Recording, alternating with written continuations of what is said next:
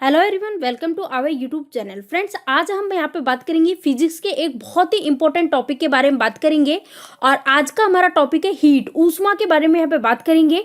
और देखिए, पहले हम थ्योरी पार्ट को यहाँ पे डिस्कस करेंगे और उसके बाद में यहाँ पे क्वेश्चन सेट रखा है जिसके अंदर इस टॉपिक से रिलेटेड टॉप 25 क्वेश्चन रखे गए हैं।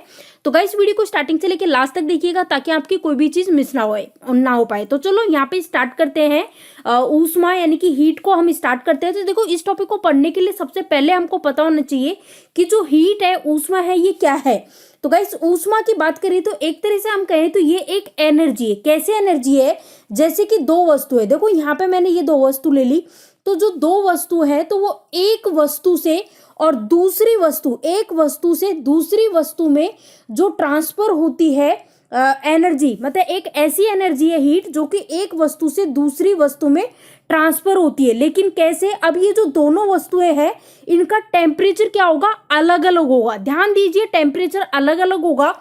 हो सकता है एक का टेम्परेचर ज्यादा हो और एक का टेम्परेचर कम हो। ये मेन इंपॉर्टेंट चीज है। जब दो ऐसी वस्तुएं अपने संपर्क में आती हैं जिनका टेम्परेचर अलग अलग है, तो ये संपर्क में आने के बाद क्या होता है कि जो ऊर्जा है इसका स्थानांतरण होता है और उसी को हम कहते हैं हीट। ये आपको याद रखना है। यही चीज यहाँ पे लिखी हुई है, ये आप देख सकते हो और मैंने बता दिया है इस तरह से डायग्राम की हेल्प से भी। अब यहाँ पे देखो, एग्जाम्पल लेके भी मैं बता दूंगी। देखो, एग्जाम्पल की बात करें तो गाइस, मैं एग्जाम्पल बता ही देती हूँ पहले। जैसे कि मान लो हाथ में बर्फ का टुकड़ा हो, तब क्या होता है। अब जैसे मान लो ये है हमारा हाथ गाइस, है ना। यहाँ पे देखो, ये है हाथ और हाथ में क्या है? बर्फ का टुकड़ा है। तो क्या होगा? तो ये चीज आपको क्लियर पता होनी चाहिए। तो देखो, इसको हम इस तरह से करेंगे। यहाँ पे देखो, ये है हमारा हाथ, है ना। ये हाथ है और ये आइस क्यूब यानी बर्फ का टुकड़ा है। तो अब हमारे हाथ का जो मॉलिक्यूल्स होते हैं, इसका जो ऑसिलेशन होता है ना, बहुत तेजी से होता है। क्यों होता है? इसके पीछे कारण, क्योंकि हमारे हाथ का टेम्परेचर ज्यादा है। किसके कंपेयर में? जो बर्फ का टुकड़ा है इसके कंपेयर में। तो बर्फ का टुकड़ा जो है इसका टेम्परेचर कम है, तो इसके जो मॉलिक्यूल्स होंगे वो बहुत ही कम मतलब कि ऑसिलेट करेंगे, बहुत धीरे धीरे ऑसिलेट करेंगे ये। तो अब हमारे हाथ के मॉलिक्यूल्स बहुत तेजी से ऑसिलेट कर रहे हैं क्योंकि टेम्परेचर हाथ का हाई है और इसमें जो लो टेम्परेचर यानी कि जो आइस क्यूब है, बर्फ का टुकड़ा है, इसका कम टेम्परेचर है, इसको रखा हाथ में। तो क्या होगा? देखो, होगा क्या कि ज्यादा इसमें है मॉलिक्यूल्स, है ना, ऑसिलेट कर रहे हैं तेजी से। तो इसके जो अब ये कम यहाँ पे कर रहे हैं, तो ये जो जिनमें ज्यादा टेम्परेचर है वो वाले क्या करेंगे? कम टेम्परेचर वाले को अपनी ऊर्जा देंगे, यानी काइनेटिक एनर्जी है ये ट्रांसफर करेंगे। और इससे क्या होने लगेगा? इससे जो ये बर्फ के टुकड़ा है जो है ना, इसके जो मॉलिक्यूल्स है वो भी तेजी तेजी से ऑसिलेट करना स्टार्ट कर देंगे। उस केस में क्या होगा? उस केस में ऐसा उल्टा हो जाएगा कि जो हाथ है इसका जो टेम्परेचर है वो तो कम हो जाएगा और जो आइस का टुकड़ा है इसका टेम्परेचर ज्यादा हो जाएगा। तो ये चीजें थी जो मैंने डायग्राम के हेल्प से भी आपको समझा दी है। अब और यही कारण है जिसके कारण से हमारे हाथ को बर्फ का टुकड़ा रखने पर ठंडक महसूस होती है। तो गाइस, यहाँ पे ऊष्मा की बात कर रहे हैं तो हमें यूनिट यानी कि मात्रक भी पता होनी चाहिए ऊष्मा की। तो देखो, ऊष्मा की बात करें तो इसकी जो यूनिट है, मात्रक है, वो आप देख सकते हो जूल, कैलोरी और किलो कैलोरी। अब यहाँ पे देखो, जूल की बात करें गाइस तो जूल ये ऐसा यूनिट है इसकी, ऐसा यूनिट। और सीजीएस यूनिट की बात करें तो कैलोरी और किलो कैलोरी ये सीजीएस यूनिट है। ये भी आपको याद रखना है। साथ ही साथ आपको याद रखना है कि एक जूल में कितनी कैलोरी होती है, तो वो आप देख सकते हो एक जूल में 0.24 कैलोरी होती है और एक कैलोरी में 4.18 जूल होते हैं। ये चीज आपको याद रखनी है। अब यहाँ पे मेन इंपॉर्टेंट चीज आपको याद रखनी है गाइस, और वो मेन इंपॉर्टेंट चीज क्या है कि जो टेम्परेचर है इसको मापने के जो स्केल्स होते हैं वो कौन कौन से होते हैं। तो ये होते हैं सेल्सियस, फ़ारेनहाइट और केल्विन। ये आपको याद रखना है। अब देखो, इन पे ना न्यूमेरिकल काफी पूछे जाते हैं। किस तरह से पूछे जाते हैं? तो इसके लिए एक फॉर्मूला आपको याद रखना पड़ेगा। C/5 = F - 32/9। ये एक फॉर्मूला आपको याद रखना पड़ेगा। तो इसमें क्या होगा कि जो सेल्सियस और फ़ारेनहाइट है इसका आपस में ये रिलेशन है। तो इसमें क्या होगा कि जैसे मान लो अपन को सेल्सियस की वैल्यू पता है तो हम फ़ारेनहाइट की निकाल सकते हैं, और इसकी पता है तो हम सेल्सियस की निकाल सकते हैं। इस तरह से ये आपको फॉर्मूला याद रखना होगा। और केल्विन की बात करें तो केल्विन के लिए भी एक फॉर्मूला है, 273 इंटू सेल्सियस, है ना। ये फॉर्मूले, ये दो फॉर्मूले हैं जिन पे कई बार न्यूमेरिकल पूछ लिया जाता है। तो गाइस ये चीज तो हमने देख ली। अब यहाँ टेम्परेचर की बात हो रही है, तो अच्छा एक चीज बताओ, कोई सामान्य मनुष्य होता है, जो सामान्य मनुष्य होता है ना, इसका टेम्परेचर कितना होता है? तो गाइस सामान्य मनुष्य की बात करें तो सेल्सियस में तो इसका टेम्परेचर होता है 37 डिग्री सेल्सियस, और सामान्य मनुष्य का जो फ़ारेनहाइट में टेम्परेचर होता है वो होता है 98 डिग्री फ़ारेनहाइट, है ना। ये भी आपको याद रखना है। और केल्विन में कितना होता है? केल्विन में होता है 310 डिग्री केल्विन होता है। ये भी आपको याद रखना है। कई बार पूछ लिया जाता है कि एक सामान्य मनुष्य का सेल्सियस में टेम्परेचर कितना होता है, फ़ारेनहाइट में कितना होता है, केल्विन में कितना होता है। तो ये भी चीज आपको पता होनी चाहिए। चलो आगे बढ़ते हैं। अब यहाँ पे देखो क्या बोला है हमसे कि ताप की अवधारणा यानी कॉन्सेप्ट ऑफ टेम्परेचर, टेम्परेचर का कॉन्सेप्ट पूछा है। तो देखो नॉर्मल सी बात है, ये तो सभी को पता होगा कि किसी वस्तु की जो ताप है उसकी हीटनेस और ठंडेपन यानी कि कोल्डनेस है, इसका मात्रक होता है। अब मतलब कि हम कहें कि जो ताप है वो भौतिक टेम्परेचर जो है वो एक फिजिकल क्वांटिटी है जिसके द्वारा हम छू कर ये ज्ञात कर सकते हैं, ये महसूस कर सकते हैं कि वो वस्तु है वो कितनी गर्म है या फिर कितनी ठंडी है। नेक्स्ट यहाँ पे देखो, हम यहाँ पे पढ़ने वाले हैं जो ऊष्मा की मात्रा की निर्भरता है इसके बारे में। तो देखो यहाँ पे ये पता होना चाहिए कि ऊष्मा की मात्रा की निर्भरता किस पे डिपेंड होती है, ये सारी चीजें देखेंगे। तो यहाँ पे देखो किसी वस्तु के द्वारा ली गई या फिर दी गई जो हीट होती है, ऊष्मा होती है, इसकी जो मात्रा है वो 3 बातों पे निर्भर करती है। अब ये 3 बात कौन कौन से है? तो ये 3 चीजें हैं, वस्तु का द्रव्यमान, और दूसरी है जो वस्तुओं के ताप में होने वाली जो टेम्परेचर है इसमें होने वाली वृद्धि या फिर कमी पर, और तीसरा है वस्तु के पदार्थ पर। इन तीनों पे डिपेंड करती है, ये भी आपको पता होना जरूरी है। अच्छा यहाँ पे हीट की गाइस हम बात कर रहे हैं, तो अच्छा एक चीज बता दीजिए जो कि बहुत ही इंपॉर्टेंट है, जो हीट है इसका सबसे अच्छा चालक क्या है? तो गाइस हीट का सबसे अच्छा चालक है पारा, मर्क्यूरी, आपको याद रखना है ना, ये चीज इंपॉर्टेंट है। और इस सबसे मतलब हीट का सबसे अच्छा चालक देख लिया, तो अब अच्छा सबसे अच्छा कुचालक क्या है? सबसे अच्छा कुचालक है लकड़ी और कपड़ा, और चालक क्या है? पारा। अब यहाँ पे देखते हैं हम ऊष्मा धारिता यानी कि थर्मल कैपेसिटी के बारे में बात करते हैं। तो इसमें क्या है कि किसी भी वस्तु का जो कुल द्रव्यमान होता है इसका ताप 1 डिग्री सेल्सियस बढ़ाने के लिए आवश्यक जो ऊष्मा की मात्रा होती है उसी को हम कहते हैं वस्तु की ऊष्मा धारिता यानी थर्मल कैपेसिटी कहते हैं। अब यहाँ पे देखिए इसका जो मात्रक है वो भी आप यहाँ पे देख सकते हो, यहाँ पे लिख रखी है सारी चीजें। तो नेक्स्ट यहाँ पे देखते हैं गाइस जो ट्रांसमिशन ऑफ हीट यानी कि ऊष्मा का स्थानांतरण, ये काफी इंपॉर्टेंट है, तो इसको हम डिस्कस करते हैं। यहाँ पे ये होता क्या है इसके बारे में आपको पता होना चाहिए गाइस। तो यहाँ पे देखिए, यहाँ पे आप देख सकते हो इसके नाम में क्या आ रहा है, ट्रांसमिशन ऑफ हीट यानी ऊष्मा का स्थानांतरण, है ना। तो जो ताप होता है, टेम्परेचर होता है, इसमें अंतर के कारण जो हीट होती है इसका एक वस्तु से और दूसरे वस्तु में जाना, या फिर हम कहें कि वस्तु में एक ही स्थान से और दूसरे स्थान पर जाना, इसी को हम क्या कहते हैं? ट्रांसमिशन ऑफ हीट कहते हैं।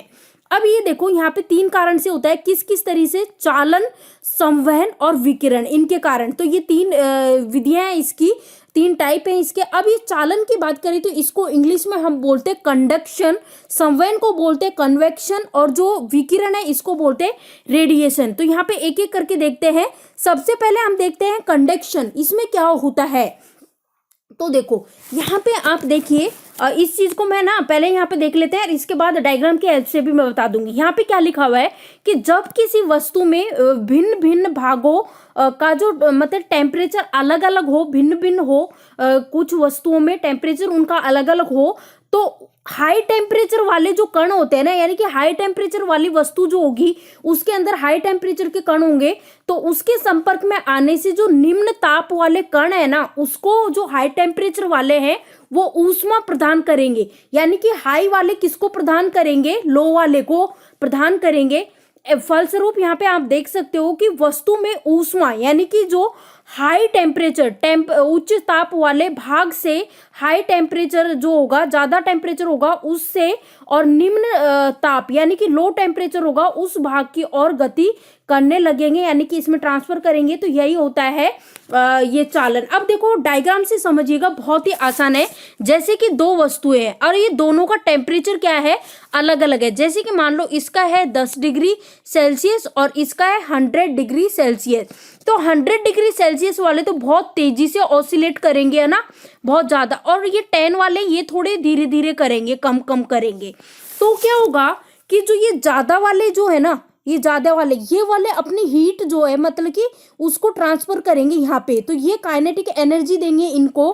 तो अब यहाँ से यहाँ जा रही है इनकी एनर्जी, लेकिन इनकी जो मॉलिक्यूल्स है ना गाइस, ये स्थान नहीं बदलते। हाँ, हीट ये ट्रांसफर कर रहे हैं इधर से, लेकिन ये मतलब कि स्थान परिवर्तन नहीं करेंगे। तो इसके कारण से क्या होगा कि जब ये एनर्जी, अपनी एनर्जी इधर ट्रांसफर कर रहे हैं, तो इससे क्या होगा, जो कम टेम्परेचर वाले हैं ना वो भी तेजी से ऑसिलेट करने लग जाएंगे, इस तरह से करके। यही होता है कंडक्शन। लेकिन कंडक्शन में आपको याद रखना है कि जो मॉलिक्यूल्स होते हैं वो अपना स्थान चेंज नहीं करते हैं। तो ये चीज मैंने बता दी है। अब यहाँ पे देखिए कन्वेक्शन की बात करें तो ये थोड़ा सा अलग है। कैसे है अलग? इसमें क्या होता है कि ऊष्मा स्थानांतरण है वो ऐसी विधि जिसमें पदार्थ के जो कण होते हैं वो एक स्थान से और दूसरे स्थान की ओर गति करते हैं, उसको कहते हैं कन्वेक्शन। यानी कि इसमें काम तो वही होगा, लेकिन इसमें जो जगह है वो चेंज करनी पड़ेगी, तो वो होता है कन्वेक्शन। कैसे? देखो एग्जाम्पल मानो कि ये है अपना हाथ है गाइस, है ना, ये है अपना हाथ है और यहाँ पे क्या जल रही है, यहाँ पे एक कैंडल है, यहाँ पे एक कैंडल है। अब ये कैंडल जल रही है तो इसकी जो लॉ है ना, ये यहाँ से देखो, यहाँ से ये जो कण है वो इधर जा रहे हैं। यहाँ पे आप देख रहे हो भाई इस जगह से लेके और इस जगह पे जा रहे हैं, तो ये क्या कर रहे हैं, मूव कर रहे हैं ना, एक स्थान से दूसरे स्थान पर जा रहे हैं, तो यही है कन्वेक्शन। तो ये भी चीज मैंने बता ली। एग्जाम्पल अगर इसका देखिए तो एग्जाम्पल आप नोट डाउन कर सकते हो। एक एग्जाम्पल है इसका काफी अच्छा जो एग्जाम में पूछा जाता है। रेफ्रिजरेटर में फ्रीजर पेटी का जो होती है उसको ऊपर रखा जाता है, इसका कारण, तो बस यही कारण है इसका, है ना। अब देखिए यहाँ पे कारण है अब देखो तीसरा जो टाइप है वो है विकिरण यानी रेडिएशन के बारे में यहाँ पे पढ़ेंगे। तो गाइस रेडिएशन की बात करें तो यहाँ पे देखिए मेन इंपॉर्टेंट चीज आपको क्या रखनी है, क्या आपको पता होना चाहिए, रेडिएशन विकिरण जो है ये है क्या।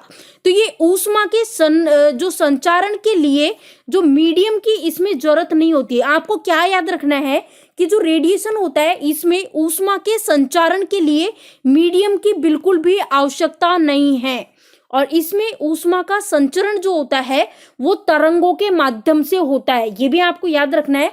एग्जाम्पल के तौर पे बात करें तो जैसे कि मान लो ये सन है, अब सन की जो रेस होती है इससे क्या आती है, हीट आती है। तो सन की जो हीट होती है वो ये किसका मेथड है, तो ये है रेडिएशन मेथड से आती है ये, है ना। तो ये चीज भी हम देख चुके हैं, तो मेन चीज इसमें यही थी। और इससे रिलेटेड देखो एक एग्जाम्पल है कि रेगिस्तान जो होते हैं उसमें दिन में बहुत गर्म तथा रात को बहुत ठंडे हो जाते हैं। क्यों? तो वो इसी कारण से होते हैं। चलो ये चीज अपन ने देख ली है, और ये चीज वैसे तो इतनी इंपॉर्टेंट नहीं है, आप चाहो तो इसको देख सकते हो। हिमांक जो हिमायन यानी कि फ्रीजिंग और जो फ्रीजिंग पॉइंट होता है इसके बारे में यहाँ पे बताया है। तो द्रव अवस्था से और ठोस अवस्था में बदलने की जो प्रक्रिया होती है इसको तो हम बोलते हैं फ्रीजिंग बोलते हैं, ध्यान दीजिए फ्रीजिंग।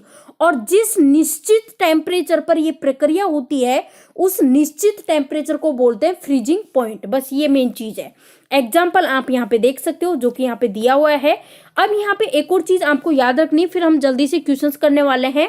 इवोपरेशन जो है वाष्पन, इसके बारे में, तो ये क्या है, तो इसकी अगर हम बात करें तो जब द्रव को गर्म करते करते एक ऐसी अवस्था आ जाती है द्रव की कि द्रव के जो अणु होते हैं वो अपनी बढ़ी हुई ऊर्जा के कारण द्रव का जो तल होता है उससे बाहर जाने लगते हैं, और इसी को क्या कहते हैं, इसी को कहते हैं इवोपरेशन यानी कि वाष्पन कहते हैं। ठीक है, अब यहाँ कुछ इंपॉर्टेंट पॉइंट्स देखेंगे। इस थ्योरी पार्ट डिस्कस कर लिया, अब पॉइंट्स देखेंगे और उसके बाद हम करेंगे जो टॉप 25 मल्टीपल चॉइस क्वेश्चंस रखे हैं जो कि प्रीवियस ईयर में कहीं ना कहीं पूछे गए हैं क्वेश्चंस, उनको करेंगे। पहले ये जो पॉइंट रखे ये भी इंपॉर्टेंट है इसलिए यहाँ पे रख लिया।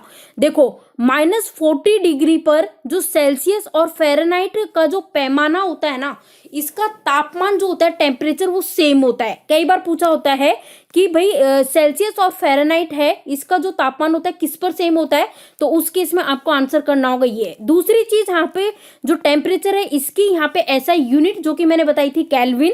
अब यहाँ पे देखो एक और चीज की 0 केल्विन या फिर हम कहें कि -273.15 डिग्री सेल्सियस को परम शून्य ताप कहते हैं। ये भी आपको याद रखना है, काफी इंपॉर्टेंट है। इस तापमान पर पदार्थ के अणुओं की जो गति होती है ना, वो लगभग कैसी होती है, शून्य होती है। दूसरी चीज, केल्विन में जो व्यक्त ताप होता है उसको क्या कहते हैं, परम ताप, यानी कि वही शून्य वाला सीन यहाँ पे हो जाएगा जो अभी देखा है अपन ने। और हाँ, मेन चीज आपको ये याद रखनी है, स्वस्थ मानव शरीर का जो टेम्परेचर होता है उसका आपको याद रखना है। सेल्सियस में कितना होता है, 30 डिग्री सेल्सियस, और फ़ारेनहाइट में होता है 98.6 डिग्री फ़ारेनहाइट, और केल्विन में भी होता है 300, केल्विन में कितना होता है, 310 डिग्री। ये भी आपको याद रखना है। फिर यहाँ पे एक चीज है याद रखने की, मानव शरीर के तापमान का जो मापन जो होता है वो किसके द्वारा होता है, तो वो आप देख सकते हो थर्मामीटर के द्वारा। केल्विन पैमाने पर जो परम शून्य का ताप है वो कितना होता है, तो 0 केल्विन होता है। अब यहाँ पे देखिए, रंगीन कपड़ा है वो ऊष्मा का अवशोषण अधिक करता है, तो ये भी आपको पता होना चाहिए। मतलब जो सफेद कपड़ा होता है वो तो ऊष्मा का अवशोषण है वो सबसे कम करेगा, लेकिन रंगीन कपड़ा है वो अधिक करेगा। और यहाँ पे देखिए, कोई पिंड ऊष्मा का न्यूनतम अवशोषण करता है अगर उसका रंग सफेद या फिर सतह चिकना हो तो ये भी चीज आपको याद रखनी इंपॉर्टेंट है, क्वेश्चन बनता है यहाँ से। अब यहाँ पे देखो, कोई पिंड ऊष्मा का सर्वाधिक, अब सबसे ज्यादा अवशोषण कब करेगा, जब उसका रंग या तो काला हो या फिर सतह जो है वो खुरदरी हो। अब यहाँ पे देखिए, धूप से बचने के लिए छाते में सबसे उचित रंग का संयोजन है कौन सा, ऊपर सफेद और नीचे काला। फिर काली वस्तुओं के लिए अवशोषण क्षमता और जो उत्सर्जन क्षमता है वो क्या होती है, अधिक होती है। नेक्स्ट यहाँ पे है कि जो बंद कमरे में बिजली का पंखा चलाने से कमरे की वायु कैसी होती है, तो गाइस गर्म होती है। और देखिए, वीडियो पसंद आ रहा है तो आप लाइक शेयर जरूर करते रहिए, ज्यादा से ज्यादा शेयर कीजिए ताकि ज्यादा से ज्यादा लोग जुड़ पाए। नेक्स्ट है यहाँ पे कि जल की विशिष्ट ऊष्मा सभी ठोस पदार्थों के द्रवों में होती है सबसे अधिक। फिर जलवाष्प, यानी कि जलवाष्प में जो गुप्त ऊष्मा होती है, लेटेंट हीट जो होती है, इसके रूप में ऊष्मा भंडारित रहती है, ये भी आपको याद रखना है। अब देखो एक क्वेश्चन यहाँ से, इससे बहुत क्वेश्चन बनता है गाइस। यहाँ पे जो है निम्न टेम्परेचर का संबंध किससे, क्रायोजेनिक से, ये आपको याद रखना है। फिर है यहाँ पे कि लकड़ी, कांच, वायु, उन सारी वस्तुएं ऊष्मा की कुचालक है। तो मैंने देखो बताया था ऊष्मा के कुचालक, ये सारी चीज मैं ऑलरेडी बता चुकी हूँ। और यहाँ पे देखो पारा के बारे में बताया था, ये ऊष्मा का क्या है, चालन है, पारा, मर्क्यूरी। फिर यहाँ पे बोला है कि रेफ्रिजरेटर में जो थर्मोस्टेट है इसका कार्य क्या होता है, तो इसका कार्य होता है एक समान टेम्परेचर बनाए रखना, ये इसका कार्य होता है। अब गाइस बात करते हैं क्वेश्चंस की, जो कि मल्टीपल चॉइस क्वेश्चंस यहाँ पे रखे हैं, इंपॉर्टेंट। तो पहला क्वेश्चन आप देख सकते हो, निम्नलिखित में से कौन सी ऊष्मा की यूनिट है। ऑप्शन से जूल, ओम, एम्पियर या फिर वोल्ट, तो आंसर हो जाएगा ऑप्शन ए, जूल। नेक्स्ट यहाँ पे क्वेश्चन है कि 1 किलो कैलोरी जो ऊष्मा होती है इसका मान, तो 1 किलो कैलोरी का पूछा है गाइस। 1 किलो कैलोरी होती है, इसका ऊष्मा का जो मान होता है वो होता है 4.2 इंटू 10⁻³ आपको याद रखना है, ऑप्शन 3 है ये यहाँ पे करेक्ट आंसर हो जाएगा। चलो नेक्स्ट देख लीजिए। नेक्स्ट यहाँ पे क्वेश्चन पूछा है कि सूर्य का जो टेम्परेचर होता है इसको किसके द्वारा मेजर किया जाता है। अच्छा देखिए, सूर्य का टेम्परेचर हाई होता है, तो हाई जो होता है इसको मेजर किया जाएगा पायरोमीटर के द्वारा, और जो लो टेम्परेचर है इसको क्रायोजेनिक के द्वारा मेजर किया जाएगा। तो क्या देखा अपन ने, पायरोमीटर के द्वारा, क्योंकि इसका टेम्परेचर हाई होता है। नेक्स्ट यहाँ पे है कि केल्विन मान में मानव शरीर का तापमान बताना है, सामान्य तापमान। अब किस में पूछा है, केल्विन में पूछा है, तो केल्विन में मैंने बताया था 310, तो आंसर हो जाएगा यहाँ पे 310। नेक्स्ट यहाँ पे क्वेश्चन है कि न्यूनतम संभव ताप जो होता है वो कितना होता है, तो जो मिनिमम यहाँ पे पूछा है कि न्यूनतम संभव टेम्परेचर पूछा है कितना होता है, तो बताया था -273 डिग्री सेल्सियस। तो करेक्ट आंसर जो यहाँ पे होगा ऑप्शन ए है, ये हमारा करेक्ट आंसर हो जाएगा। यहाँ पे देखो ये थोड़ा सा गलत यहाँ पे दे रखा है, तो ये चीज आप यहाँ पे करेक्ट कीजिएगा इस चीज को। नेक्स्ट क्वेश्चन यहाँ पे आ चुका है कि द्रव तापमापी की अपेक्षा गैस तापमापी अधिक संवेदी होती है, क्यों होती है, कारण बताना है। तो क्योंकि जो गैस होती है, गैस जो है वो द्रव की अपेक्षा अधिक प्रसार करती है, इस कारण से। तो आंसर होगा ऑप्शन बी यहाँ पे करेक्ट आंसर है। नेक्स्ट यहाँ पे क्वेश्चन पूछा है कि वस्तु को गर्म करने पर उसके जो अणु है उन पे क्या प्रभाव पड़ता है, क्या इफेक्ट पड़ता है, ये यहाँ पे पूछा गया है। तो गाइस जब भी हम किसी वस्तु को गर्म करेंगे तो इसके जो अणु होते हैं इसकी चाल बढ़ जाती है। तो आंसर हो जाएगा ऑप्शन बी करेक्ट आंसर है। नेक्स्ट यहाँ पे क्वेश्चन पूछा जा रहा है कि अत्यधिक ऊंचे तापों की माप है वो किस तरह से की जाती है। तो यहाँ पे बोला है कि अत्यधिक ऊंचे तापों की माप की जाती है, किससे की जाती है, तो ये की जाती है पूर्ण विकिरण तापमापी से। तो आंसर हो जाएगा ऑप्शन सी। नेक्स्ट यहाँ पे क्वेश्चन है कि एक पंखे को बंद कमरे में चलाने पर कमरे का जो तापमान है इस पे क्या इफेक्ट पड़ेगा। तो एक बंद कमरे में जब हम बंद कमरे में पंखे को मतलब कि चलाने पर जो कमरे का टेम्परेचर है वो अधिक हो जाता है। तो आंसर हो जाएगा ऑप्शन सी करेक्ट आंसर है। नेक्स्ट यहाँ पे ऊष्मा का सबसे अच्छा चालक पूछा है, और चालक मैंने क्या बताया था, देखो सबसे अच्छा चालक मैंने बताया था पारा, लेकिन यहाँ पे देखो ऑप्शंस के अकॉर्डिंग आंसर देना होगा। तो ऑप्शंस में पारा नहीं है, तो पारा के बाद क्या है, सिल्वर चांदी। तो आंसर होगा ऑप्शन सी। नेक्स्ट यहाँ पे बोला है निम्नलिखित द्रवों में से कौन सा ऊष्मा का बहुत अच्छा चालक है। तो अब यहाँ पे देखिए, यहाँ पे ऑप्शन डी में आपको दे रखा है पारा। तो आंसर हो जाएगा ऑप्शन डी पारा, यहाँ पे इस क्वेश्चन का करेक्ट आंसर है। नेक्स्ट यहाँ पे बोला है कि ऊर्ध्व जो पताज पदार्थ है ये क्या है, ये यहाँ पे बोला है, तो ये है कपूर। आंसर हो जाएगा ऑप्शन सी। नेक्स्ट यहाँ पे बोला है कि दाब बढ़ने से किसी द्रव का जो क्वथनांक है इस पे क्या इफेक्ट पड़ेगा। तो जब भी दाब बढ़ेगा तो किसी भी द्रव का जो क्वथनांक है वो भी बढ़ेगा। आंसर हो जाएगा ऑप्शन सी। नेक्स्ट यहाँ पे बोला है कि जो रेफ्रिजरेटर में थर्मोस्टेट होता है इसका कार्य क्या होता है। तो इसका कार्य है एक समान तापमान बनाए रखने का। तो आंसर हो जाएगा ऑप्शन बी। नेक्स्ट है यहाँ पे सूर्य की सतह का ताप कितना होता है, ये यहाँ पे पूछा है। तो गाइस सूर्य की सतह की बात करें तो इसका जो ताप होता है वो होता है 6 डिग्री केल्विन। तो आंसर हो जाएगा ऑप्शन डी। नेक्स्ट यहाँ पे क्वेश्चन पूछा है कि एक स्वस्थ मनुष्य के शरीर का ताप पूछा है। अब यहाँ पे देखो ऑप्शंस के अकॉर्डिंग आंसर देना होगा, तो ध्यान से देखिएगा।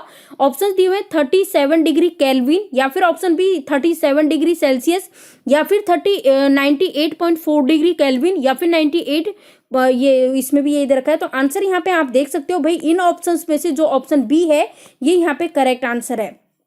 नेक्स्ट देखिए क्वेश्चन है कि भाप से हाथ अधिक जलता है अपेक्षाकृत उबलते हुए जल से। अब इसका कारण क्या है। तो देखो भाप से क्यों हाथ ज्यादा जलता है उबलते हुए जल के कंपेयर में। ऑप्शंस यहाँ पे दिए हुए हैं। भाप शरीर के अंदर घुस जाती है, ऐसा नहीं है। भाप हल्की होती है, ऐसा भी नहीं है। या फिर भाप से अधिक मापक क्षमता होती है, ऐसा भी नहीं है। तो आंसर हो जाएगा ऑप्शन डी है, ये यहाँ पे आंसर हो जाएगा। अब इसका कारण क्या है, क्योंकि जो भाप होती है ना इसमें गुप्त ऊष्मा होती है, इस कारण से। नेक्स्ट यहाँ पे क्वेश्चन पूछा है निम्नलिखित में से किसकी ऊष्मा धारिता अधिक है, ये यहाँ पे पूछा है। ऑप्शन है लोहा, जल, सोना, बेंजीन। आंसर हो जाएगा जल, यहाँ पे करेक्ट आंसर है ऑप्शन बी। नेक्स्ट यहाँ पे क्वेश्चन पूछा है कि वाष्प की गुप्त ऊष्मा होती है, कितनी होती है, ये आपको याद रखना है। तो गाइस वाष्प की बात करें तो इसकी जो गुप्त ऊष्मा है वो आपको याद रखनी है 536, यानी कि ऑप्शन ए करेक्ट आंसर है। नेक्स्ट यहाँ बोला है कि मिट्टी के घड़े में पानी ठंडा होना निर्भर करता है, किस पर निर्भर करता है। तो देखो यहाँ पे ऑप्शंस की बात करें तो वायुमंडलीय आर्द्रता पर, बिल्कुल इस पे भी निर्भर करता है। फिर वाह्य ताप पर इस पे भी करता है, वायु पर इस पे भी करता है। तो आंसर यहाँ पे होना चाहिए ऑप्शन डी, यहाँ पे करेक्ट आंसर होगा ये उपरोक्त सभी। नेक्स्ट यहाँ पे क्वेश्चन है कि दिल्ली में जल का क्वथनांक है वो 100 डिग्री सेल्सियस है, तो मसूरी में जल का तापमान क्या होगा। तो गाइस मसूरी में होगा, इससे कम होगा। तो आंसर होगा 100 डिग्री सेल्सियस से कम। नेक्स्ट यहाँ पूछा है कि काले वस्त्र जो होते हैं इसके मुकाबले जो श्वेत यानी सफेद वस्त्र होते हैं वो शीतल होते हैं, क्यों होते हैं, इसका कारण बताना है। तो ये इसलिए होते हैं क्योंकि उनके पास जो प्रकाश पहुंचता है उसे वो परावर्तित करते हैं। नेक्स्ट यहाँ पे क्वेश्चन है कि ऊष्मा संचरण की वह विधि जिसमें माध्यम के जो कण है वो गति नहीं करते। ऑप्शन है यहाँ पे बोला है कि भाई माध्यम के जो कण है वो गति नहीं करते, तो किसमें नहीं करते। तो यहाँ पे आंसर होगा विकिरण में नहीं करते यानी रेडिएशन में। नेक्स्ट यहाँ पे क्वेश्चन है कि बर्फ, देखो यहाँ पे बोला है कि बर्फ बनी झील के अंदर मछलियां जीवित रहती है, कारण बताना है क्यों रहती है गाइस। तो देखो ये अपने आप में एक टॉपिक हो जाता है। देखो इसमें होता क्या है, इसमें आपको याद रखनी है। देखो मैं थोड़ा सा समझा देती हूँ। जैसे कि मानो ये है परत है ना, और फिर यहाँ पे देखो, यहाँ पे आपको ये याद रखना है, ये है टेम्परेचर और ये है डेंसिटी। तो देखो यहाँ पे इस तरह से आपको याद रखना है कि जो डेंसिटी तो ये हो गई, टेम्परेचर ये होगा। जैसे जैसे डेंसिटी बढ़ेगी और वैसे वैसे ही क्या होगा, डेंसिटी बढ़ेगी तो टेम्परेचर है, टेम्परेचर आप देख सकते हो यहाँ पे। देखो डेंसिटी है ये हो रही है, इंक्रीज हो रही है डेंसिटी। अब देखो सबसे ज्यादा, देखो जैसे यहाँ पे 0 है, यहाँ पे 2 है, यहाँ पे 4 है, और यहाँ पे 6, 8, 10, इस तरह से ये चीजें आपको याद रखनी है। तो गाइस देखिए यहाँ पे जब टेम्परेचर 0 होगा यानी कि टेम्परेचर कम होगा, तो उस केस में क्या होगा, डेंसिटी होगी हाई, यानी कि जब डेंसिटी ज्यादा होगी तो टेम्परेचर क्या होगा, कम होगा। तो हमने क्या देखा, यहाँ पे देखो टेम्परेचर आप यहाँ देख सकते हो 0 और डेंसिटी यहाँ पे जा रही है ज्यादा, तो इसी तरह से यहाँ पे और गई तो इस तरह से हो जाएगा। अब यहाँ पे मेन चीज आपको ये याद रखनी है कि देखो ये तो हमने देख लिया। अब 0 क्या है, फ्रीजिंग पॉइंट है, पानी के जमने का फ्रीजिंग पॉइंट होता है ना, ये भी आपको याद रखना चाहिए। अब इस तरह से होता क्या है कि जैसे ये झील की क्या है, ये सरफेस है, तो पानी क्या होगा ना कि जैसे यहाँ से इस तरह से, मतलब कि जैसे 8 डिग्री सेल्सियस है, तो अब 8 डिग्री सेल्सियस से यहाँ से इस तरह से गया भारी जल, अब फिर जाके यहाँ पे देखो जैसे 10 डिग्री सेल्सियस है, इस तक जाएगा तो ये इस तरह से चला जाएगा, और यहाँ पे जो पर लेकिन यहाँ पे जो जाएगा वो हल्का पानी जाएगा, और जो हल्का पानी जाएगा वो यहाँ जाके क्या हो जाएगा, जितना डिग्री यहाँ है 8 डिग्री है, तो यहाँ पे भी हो जाएगा 8 डिग्री। इस तरह से करते करते वो मतलब कि 0 तक जाएगा, तो यहाँ पे क्या होगा, यहाँ पे तो बर्फ जम जाएगी। अब देखिए यहाँ पे तो मैंने बताया बर्फ जम जाएगी, लेकिन यहाँ पे क्या होगा, जैसे कि किस तरह से हो जाएगा, 0, 1, 2, 3, 4 इस तरह से। अब देखो 4 जो है ना, 4 डिग्री सेल्सियस, इससे नीचे जो होती है ना, नीचे उतर रहती है मछलियां पानी में, तो इसलिए वो जीवित रहती है। तो आंसर यहाँ पे जो होगा ऑप्शन सी है, ये यहाँ पे करेक्ट आंसर हो जाएगा इसका। नेक्स्ट यहाँ पे क्वेश्चन पूछा है कि किसी वस्तु का जो ताप है वो किसका सूचक है, ये यहाँ पे पूछा है। किसी वस्तु का ताप है वो किसका सूचक है, तो किसी भी वस्तु का जो ताप होता है, टेम्परेचर जो होता है, वो उसके अणुओं के औसत गतिज है, इसका सूचक है। तो आंसर हो जाएगा ऑप्शन सी है, ये यहाँ पे इस क्वेश्चन का करेक्ट आंसर हो जाएगा। फ्रेंड्स आज के इस सेशन में इतना ही करते हैं, और अगर आपको ये वीडियो पसंद आया हो तो वीडियो को लाइक कीजिए, ज़्यादा से ज़्यादा वीडियो को शेयर कीजिए, और अभी तक आपने चैनल को सब्सक्राइब नहीं किया है तो ऑनलाइन क्लासेस यूट्यूब चैनल को सब्सक्राइब कर ले, साथ ही साथ घंटी की चिन्ह को जरूर दबा लीजिएगा, जिससे क्या होगा कि आपको जो भी हम वीडियो डालेंगे उसका नोटिफिकेशन आसानी से मिल जाएगा। Thank you for watching.